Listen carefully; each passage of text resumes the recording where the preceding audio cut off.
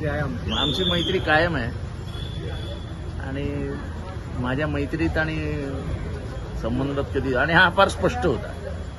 हा इतरांसारखा गद्दार नव्हता. यांनी आत्मन कालाकांड नाही केला. श्रीकांत याचा मित्र होता हे मला माहिती होतं, पण ह्यांनी माझ्याशी कधी गद्दारी नाही केली. माझ्याबरोबर राहून माझीच वाजवण्याचं काम ह्यांनी कधी नाही केलं. त्यामुळे याच्यावरती माझं प्रेम आहे.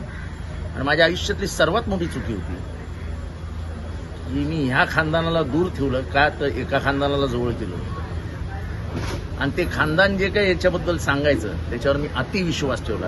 ही माझ्या आयुष्यातली सर्वात मोठी चूक. तुम्हाला कबूल करताना लाजही वाटत नाही.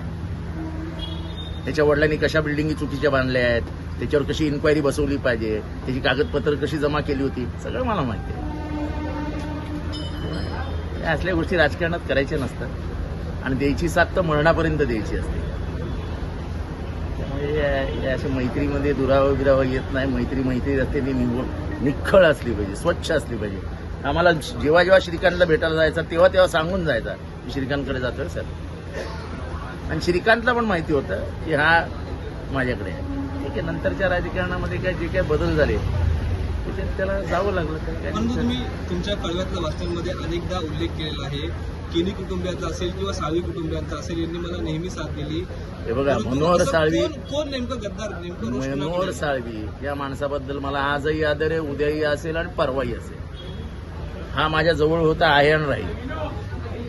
पण ज्यांनी माझ्या जवळ असल्याचं नाटक करून माझा गळा दाबला त्यांच्याबद्दल न बोललेलो बरं. चला, जय हिंद, जय महाराष्ट्र.